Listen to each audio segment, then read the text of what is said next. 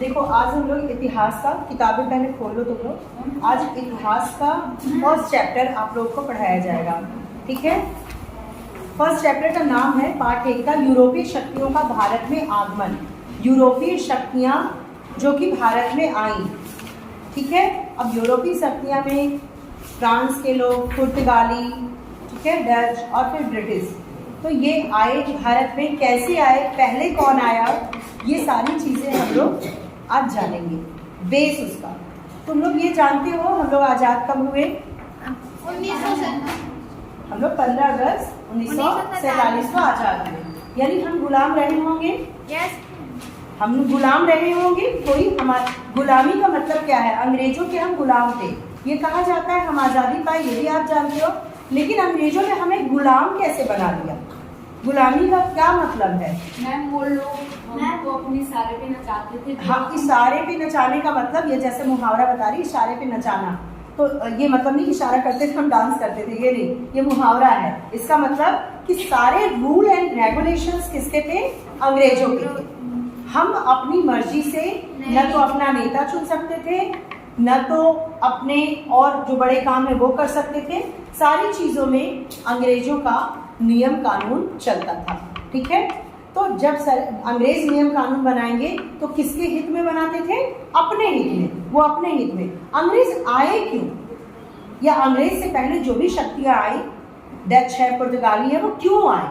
वो इसलिए आए क्योंकि भारत में, जैसे मैंने पिछले क्लास में भी कुछ आप लोगों को बताया था थोड़ा सा, कि भारत सोने की चिड़िया कहलाता था। यानी भारत में प्रचुर मात्रा में खनिज, मसाले, बागान, चाय, ये सारी चीजें थी। क्योंकि भारत विविधताओं का देश है। विविधताओं का देश का क्या मतलब होता है? यहाँ पे विविध प्रकार के मौसम है और इस कारण से यहाँ पे हर प्रकार के पौधे, मसाले और रबड़ से लेकर के चाय के बागान, केसर, मतलब हर चीज होता है और बहुत प्रचुर मात्रा में। और यहाँ की जो भूमि है, यहाँ की जो जमीन है, वो धनी जमीन है, रिच। मतलब ये कि इसके नीचे लोहा, अभ्रक, सोना, चांदी, मतलब इस तरह के जितने धात्विक खनिज हैं वो सब मिलते थे। तो ये जब इतना रिच देश उन्होंने खोजा, देखा, तो फिर वो लालच में पड़े, वो यहाँ आए। और सबसे पहले आए, जैसे कि मान लो ये भारत का एरिया है, वो यहाँ आए जब यहाँ मुगलों का, राजा महाराजाओं का राज था।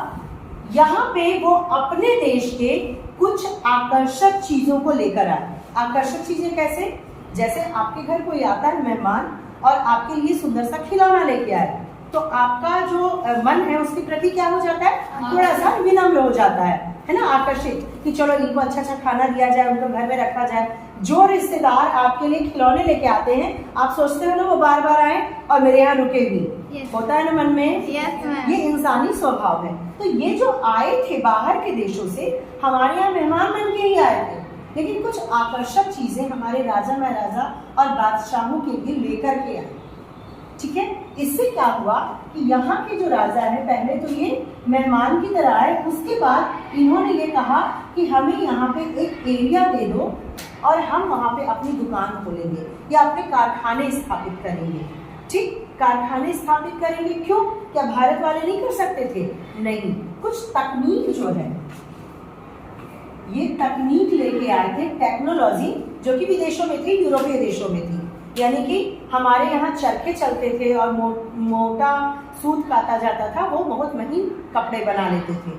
हमारे यहाँ इतने उत्कृष्ट चीजें नहीं थी, जैसे घड़ी हुआ, चेन हुआ और गाड़ी हुई, वो वहाँ पे आविष्कृत हो चुकी थी, आविष्कार यहाँ हो चुका था। वो आए तो अच्छी गाड़ी दे दिए, ठीक है, गिफ्ट में यहाँ के राजा और बादशाहों को। वो आए, घड़ी दे दिए। वो आए, कुछ अच्छी सी कोई भी इक्विपमेंट हुआ जो चलायमान था, वो दे दिया उन्होंने। तो इन सब चीजों से क्या हुआ कि वो आकृष्ट हुए हमारे बादशाह। ये बात समझ में आई आपको कि वो अपने यहाँ की टेक्निकल चीजें और अच्छी अच्छी ऐसी जो हमारे यहाँ के राजा महाराजा खुश हो जाते थे। एक मोटे तौर पे समझो कि कैसे यूरोपीय शक्तियाँ आई। उन्होंने यहाँ पे जगह मांगी कि हम अपने कारखाने स्थापित करेंगे। फिर उन्होंने भारत में जगह जगह अपने कारखाने स्थापित किए, अपने उपनिवेश बनाए। इसको क्या कहते हैं? ये बेटा दूसरा काम नहीं करो, इधर ध्यान दो। इसे क्या कह सकते हैं? उपनिवेश। उन्होंने भारत को अपना उपनिवेश बनाया। तो उपनिवेश का क्या मतलब है? जब कोई बाहरी विदेशी शक्ति किसी देश में आकर के अपने व्यापारिक जरूरतों को पूरा करती है, ये उपनिवेश बनाना क्या? व्यापारिक जरूरतों को पूरा करना। ये तटीय देशों में ज्यादा उपनिवेश बनाए गए, छोटे छोटे ठिकाने बनाए गए जहां से, यहाँ मान लो मसाले हो रहे हैं साउथ में, यहाँ से इकट्ठा किया उन्होंने और जहाज से अपने देश को भेज दिया और वहां से कुछ और चीजें बना के यहाँ पे भेज दी। तो यहाँ क्या हुआ? भेजा गया और खरीदा गया। तो ये व्यापार के लिए उपनिवेश स्थापित किए जाते हैं। अब व्यापार करना, भारत में व्यापार करने के लिए ये लोग आकृष्ट हुए, लालच में पड़ गए। क्यों? क्योंकि भारत में दो चीजें थी जो किसी भी व्यापारी को चाहिए होती है। क्या चीजें थी? एक तो यहाँ क्या था? कच्चा माल, मसाला नहीं, कच्चा माल। मतलब अगर कपड़े बनाने हैं तो क्या चाहिए? कपास, ठीक है। अगर बहुत अच्छी सॉस, चटनी और ये सब बनाना चाहिए तो क्या चाहिए हमें? कच्चा जो लौंग, इलायची ये सब चाहिए ना, कच्चा माल, ठीक है। बात समझ लो, रबड़ कच्चे रूप में। तो ये सारी चीजें इनको यहाँ मिल गई।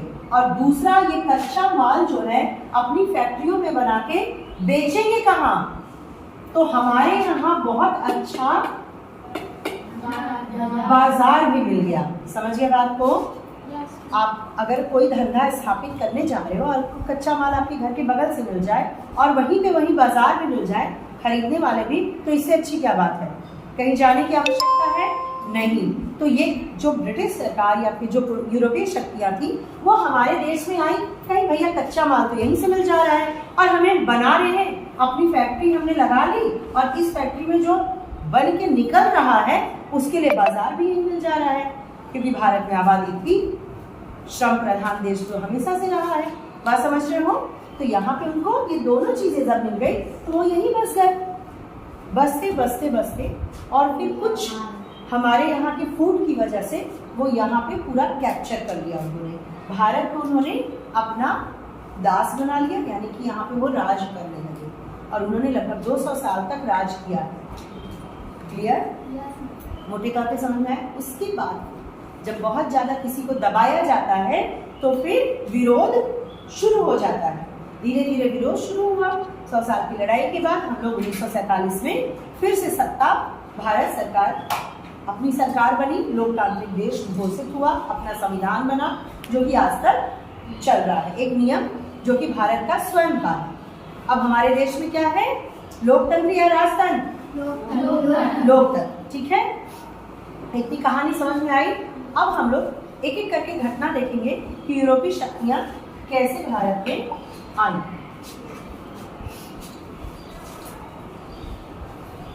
इसमें कई मार्ग थे। प्रथम मार्ग फारस की खाड़ी से समुद्री मार्ग। देखो, भारत में कोई भी आया, भारत का आप अगर नक्शा देखोगे तो समुद्री मार्ग से ही आएगा। उस समय एरोप्लेन और ये इतना नहीं था कि उससे लोग आते, तो समुद्री मार्ग से समुद्र में मार्ग खोजते हुए भारत में लोग पहुंचते थे, भारत की खोज करते थे। तो फारस की खाड़ी से होता हुआ समुद्र मार्ग, ठीक है। दूसरा मार्ग लाल सागर से, तीसरा मार्ग मध्य एशिया, मिस्र और यूरोप के लिए जो कि इधर से था, ठीक है। तो भारत में ये शक्तियां आती रही। समुद्री मार्ग की जो खोज है वो यूरोपीय वासियों ने करना शुरू कर दिया कि और भी कौन से समुद्री मार्ग है, अगर ये मार्ग है तो और शॉर्टकट कौन सा हो सकता है कि समुद्र के रास्ते हम भारत में जा पाए। हाँ, तो वो अमेरिका वासी जो है या कोई भी कोलंबस हुआ, वास्को डी गामा किया, ये अपने अपने रास्ते खोजा इन्होंने कि भारत जाया जा सकता है, ठीक है। भारत तो था ही, लेकिन भारत तक पहुंचा कैसे जाए, उस रास्ते की खोज। और उनके लिए भारत भी एक द्वीप है, ये उन्होंने खोजा। और यहाँ पे भी हमारा व्यापार चल सकता है, ये उन्होंने खोजा, ठीक है। तो उन्होंने क्या कहा? यूरोप उभरते राज्यों के महत्वाकांक्षी राजा रानियों को धन, धर्म और ध्वज के सपने दिखाए। धन, धर्म और ध्वज का मतलब होता है धन। उन्होंने कहा अगर हम व्यापार करेंगे जो धन इकट्ठा होगा वो आपको दिया जाएगा। उसके बाद धर्म, उन्होंने ईसाई का प्रचार भी किया। जो यूरोपीय शक्तियां आई वो मूलतः ईसाई थे, ईसाई धर्म के, वो अपना प्रचार भी करने लगे, इसीलिए यहाँ भारत में बस गए। और ध्वज मतलब उन्होंने कई जगह अपने उपनिवेश बैठाए और अपना ध्वज फहराया। अपनी मलकियत या अपनी कंपनी का निशान क्या होता था? ध्वज।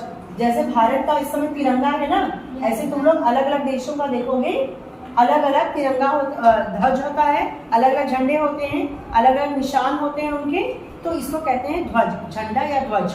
ठीक है। उसके बाद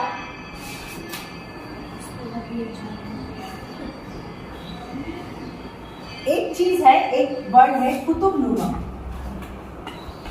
कुतुबनुमा ये क्या होता था? ये दिशा दिखाने वाला एक इक्विपमेंट होता था, मैग्नेट। ठीक है। ये कुतुबनुमा कुछ इस तरह से होता था जो कि दिशा का ज्ञान देता था। लोग पहले दिशा का ज्ञान कैसे लगाते थे? इसी से ऐसे रखो तो ये जिधर को साउथ पोल, उत्तरी ध्रुव, दक्षिणी ध्रुव, ठीक है, सूरज निकला तो पूरब हो गया, डूबा तो पश्चिम हो गया। लेकिन उत्तरी और दक्षिणी ध्रुव कैसे हैं? जा रहे हैं समुद्र में, पता ही नहीं चल रहा है कौन सी दिशा में जा रहे हैं। तो इस कुतुबनुमा से वो दिशा का पता लगाते थे। तो कुतुबनुमा कैसा इक्विपमेंट है, कैसा औजार है? दिशा के ज्ञान करने का। कुतुबनुमा कैसा औजार है? ठीक है। आगे हम लोग आगे की क्लास में। Okay, thank you class. Thank you, ma'am.